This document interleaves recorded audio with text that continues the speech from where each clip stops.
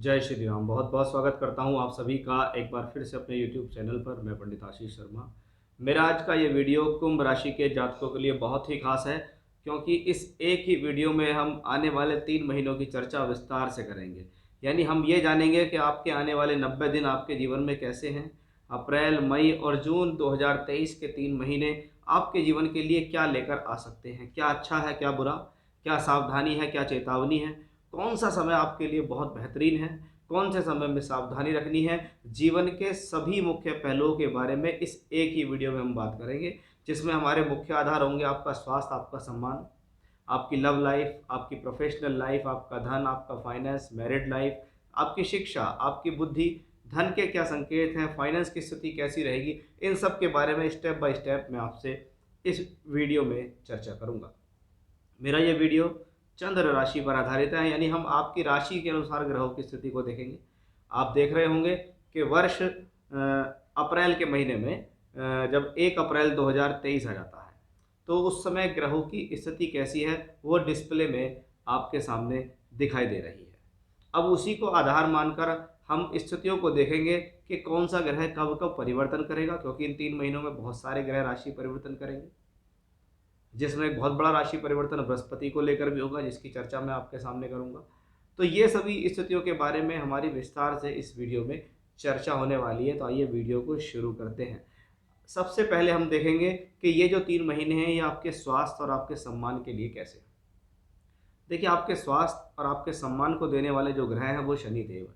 और सबसे अच्छी बात आपके लिए है कि शनि देव जो पिछले काफ़ी समय से अस्त चल रहे थे, यानी ग्रह करना तो बहुत कुछ चाहता है लेकिन वो कर नहीं पा रहा है। यानी आप समझिए कि आप एक व्यक्ति है जिसके हाथ में तलवार भी है, ताकत भी है, सब कुछ है, लेकिन उसकी आंखों पर पट्टी बंधी हुई है, वो सूर्य से अस्त है, तो वो उसका प्रयोग कहाँ करेगा।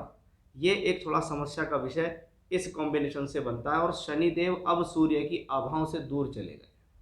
अब शनिदेव अस्त नहीं है, अब शनि पूरी तरीके से अपना रिजल्ट देंगे। भले ही आपको शनि की साढ़े साथी का सेकंड फेस हो, लेकिन ये कहीं से कहीं तक कोई नुकसानदायी नहीं है। आपकी राशि में शनि का चलना, अकेले चलना, बिना किसी दुष्प्रभाव के चलना और शश योग बनाकर चलना आपके स्वास्थ्य और आपके सम्मान के लिए अनुकूल ही दिखाई दे रहा है। यानी किसी भी प्रकार का कोई बड़ा हेल्थ इश्यूज, कोई बड़ी परेशानी, कोई बड़ा संकट आपकी राशि के लॉर्ड शनि पर नहीं आने वाला है।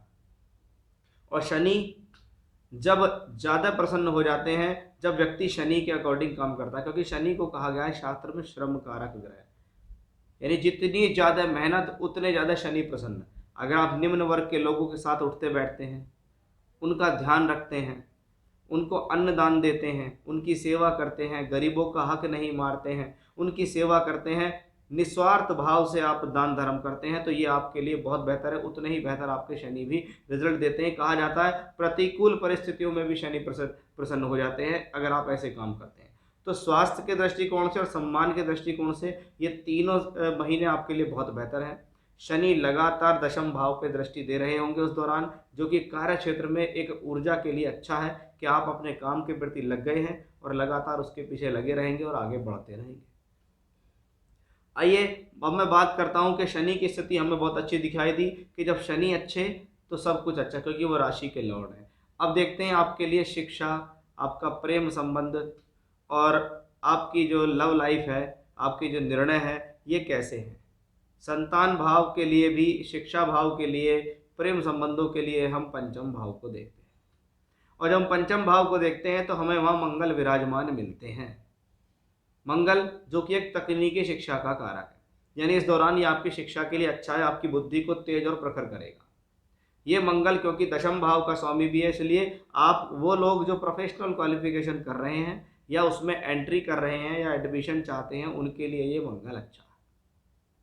5वें घर पे तकनीकी ग्रह मंगल का गोचर शुभ है। अब पंचम भाव का मालिक बुध है, ये हमारे लिए ज़्यादा फोकस वाला है कि बुध ग्रह जब हम महीना देखते हैं अप्रैल का, तो वो मेष राशि में राहु के साथ होते हैं, जिसको हम शास्त्र के अनुसार जड़त्व योग भी मानते हैं।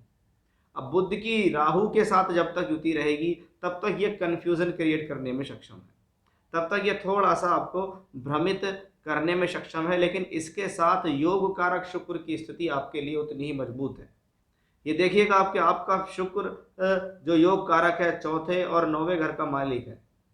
एक अकेला ग्रह जो आपके लिए प्योर रूप से शुभ है, केंद्र त्रिकोण का स्वामी है, वो शुक्र राशि परिवर्तन कर जाएगा। कब? 6 अप्रैल को ही। बुध राहु तीसरे घर में रह जाएंगे, यानी शिक्षा के लिए किसी प्रकार की कोई बड़ी समस्या हमें नहीं दिखाई देती है। अब यदि हम देखें तो 31 मार्च से 7 जून तक काफ़ी लंबा समय है, क्योंकि इस दौरान बुध वक्री भी होंगे और मार्गी भी होंगे। तो 31 मार्च से 7 जून तक जो बुध ग्रह है वो मेष राशि में ही रहने वाले हैं, और मेष राशि में राहु के साथ रह के जड़त्व योग बनाएंगे। यानी आप अपनी गलतियों की वजह से अपनी शिक्षा का नुकसान ना करें, इसका ध्यान रखना होगा। आपको भ्रमित नहीं होना है, आपको पजल नहीं होना है, आपको सोच समझकर निर्णय लेने होंगे। अदरवाइज आप अपनी शिक्षा, अपनी बुद्धि से गलत निर्णय लेकर अपने प्रेम संबंधों को भी खराब कर सकते हैं। यानी बुध बुद्धि का कारक, बुद्धि ठीक काम कर रही है तो समझ लीजिए आप भी ठीक काम कर रहे हैं। बुद्धि ठीक काम नहीं कर रही तो समझ लीजिए आपके लिए भी वो सब हानि हो जाएगी, क्योंकि मंगल का गोचर आपके लिए फेवरेबल है, शुक्र का गोचर आपके लिए फेवरेबल है, क्योंकि शुक्र स्वराशि के होंगे। स्वराशि के होने के बाद यही योग कारक शुक्र आपके पंचम शिक्षा स्थान पर भी गोचर करेंगे। और ये शुक्र का समय मैं आपको बता देता हूं कि भी 2 मई से लेकर 30 मई तक शुक्र मिथुन राशि में रहेंगे। यानी कहीं ना कहीं ये स्थिति आपके लिए बहुत ही बेहतर है। सिर्फ कंट्रोलेबल स्थिति क्या है कि बुध राहु के साथ है, अपनी बुद्धि को भ्रमित न होने दें, अपने टारगेट पर ध्यान रखाएं। उतार चढ़ाव हर किसी के जीवन में आते हैं, जरूरी नहीं है पहली बार आपने काम किया और सफलता मिल जाएगी। 1 बार 2 बार 3 बार ट्राई करते हैं तब सफलता मिल जाती है, और वो सफलता मजबूत होती है। हर बार कुछ सीखने को मिलता है आपको उससे।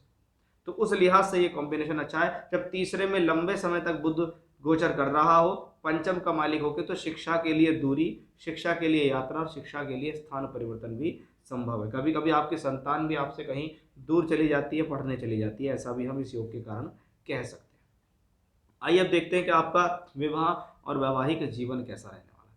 इस विवाह और वैवाहिक जीवन को संभालने का जो दायित्व है, जो जिम्मेदारी है, वो सूर्य को मिली है। कि आपके सप्तम भाव पर किसी ग्रह का प्रभाव नहीं है, शनि उसको देख रहा है।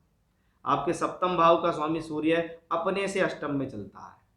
ये कोई बहुत बढ़िया नहीं माना जाता, तालमेल के हिसाब से कोई बड़ी परेशानी नहीं है, क्योंकि इस पर कोई दुष्प्रभाव नहीं है। सबसे पहले कहीं ना कहीं अगर हम ये देखें, क्या इन 3 महीने में विवाह योग बनेंगे? विवाह योग बनाने के लिए एक ऐसे ग्रहों की जरूरत होती है जो विवाह से संबंध बनाए, कि या तो 7वें घर के स्वामी का संबंध हो, या 7वें घर के कारक शुक्र का संबंध हो। तो इस दौरान कोई ऐसा मजबूत संबंध इन 3 महीने में बनता दिखाई नहीं दे रहा है। लेकिन कहीं ना कहीं शनि की सप्तम भाव पे दृष्टि, और बृहस्पति भी अप्रैल के बाद दृष्टि पंचसप्तम पे देंगे, तो एक इंडिकेशन आता है कि एक इंडिकेशन आ रहा है जीवन में कि एक शादी होने के जो समय है वो आने वाले साल भर में दिखाई देते हैं। इसको एक मोटे तौर पर आप ऐसे मान सकते हो।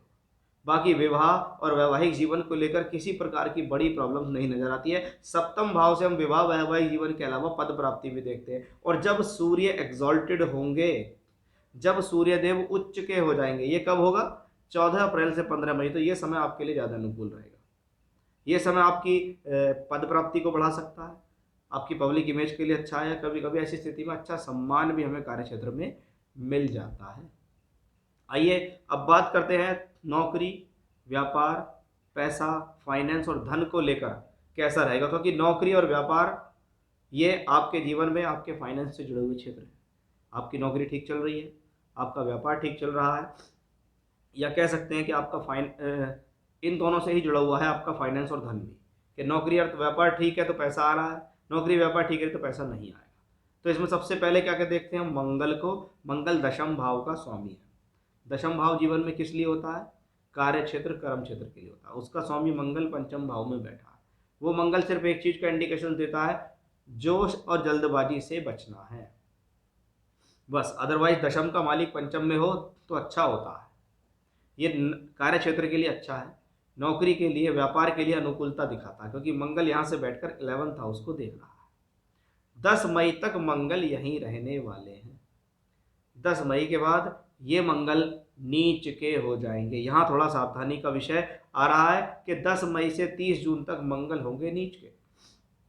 अब ये नीच का मंगल जब छठे घर में आता है शास्त्र कहता है कि तीसरे भाव में और छठे भाव में नीच का प्लेनेट हो, अशुभ ग्रह खास तौर पर, जैसे शनि है, मंगल है, तो ये अच्छा फल देता है।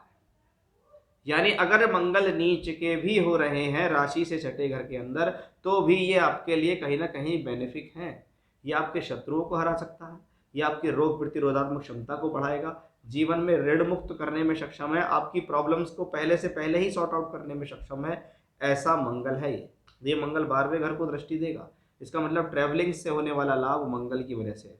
यात्रा करनी पड़ सकती है काम के लिए, नौकरी के सिलसिले में भागा दौड़ी बढ़ सकती है, लेकिन मैं इसको एक नुकसान के तौर पर नहीं मानता हूं कि मंगल भले ही नीच का हो जाएगा, आपके लिए ठीक है। वहीं आपके फाइनेंस को संभालने वाला ग्रह बृहस्पति, जिसका एक बहुत महापरिवर्तन 21 अप्रैल को होगा, कि राशि से 11th और दूसरा दोनों ही भाव धन के हैं, दोनों ही भाव पैसे के हैं। वही बृहस्पति 21 अप्रैल को तीसरे घर में आ जाएंगे आपकी राशि के, जहां बृहस्पति राहु के साथ होंगे, जहां बृहस्पति राहु केतु अक्ष पे और शनि से दृष्ट होंगे। बृहस्पति धन का स्वामी होकर धन भाव 11th हाउस को वापस दृष्टि देगा, सोर्स ऑफ इनकम बनाकर रखेगा, लगातार जीवन में पैसा आता रहेगा। लेकिन वहीं ये गुरु राहु की युति शनि से दृष्ट होकर यह भी बताती है कि आपको भ्रमित नहीं होना है।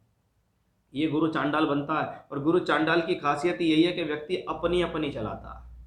व्यक्ति अपने आगे किसी की ना सुनता है, ना सोचता है, ना समझता है, और यही उसके जीवन में गलतियां होनी शुरू हो जाती है। यानी फाइनेंस अगर ठीक ठाक चाहिए तो निर्णय भी ठीक होने चाहिए। लोभ लालच में ना पड़ के बस जितना मिल गया उसकी संतुष्टि करो और जीवन में आगे बढ़ो, तभी आपके लिए कुछ बेहतर होगा, अदरवाइज प्रॉब्लम बढ़ सकती है। यानी अगर मैं इन तीनों महीनों में देखूं तो शनि की स्थिति, मंगल, शुक्र, बुध, ये सभी ग्रह आपके लिए कुछ ना कुछ देने वाले बनते हैं। ये सभी ग्रह आपके जीवन में कुछ अच्छी उड़ान की तरफ जाते दिखाई दे रहे हैं, आपके जीवन को अच्छा बनाने की कोशिश कर रहे हैं। लेकिन प्रॉब्लम क्या है? वही बुध राहु का योग, वही गुरु राहु का योग भी है, और राहु पर जब बार बार परेशान करे तो भगवान शिव से बेहतर आराधना हो भी नहीं सकती। तो आप इस दौरान भगवान शिव की आराधना ज़्यादा से ज़्यादा करें, बाकी कोई प्रॉब्लम नहीं है। तो ये था मेरा आज का विषय कि कैसे रहेंगे आने वाले 90 दिन अप्रैल, मई और जून के महीने कुंभ राशि के जातकों के लिए। फिर से इसी प्रकार की जानकारी लेकर आपके सामने हाजिर होऊंगा। तब तक के लिए बने रहिएगा मेरे साथ। जय श्री राम।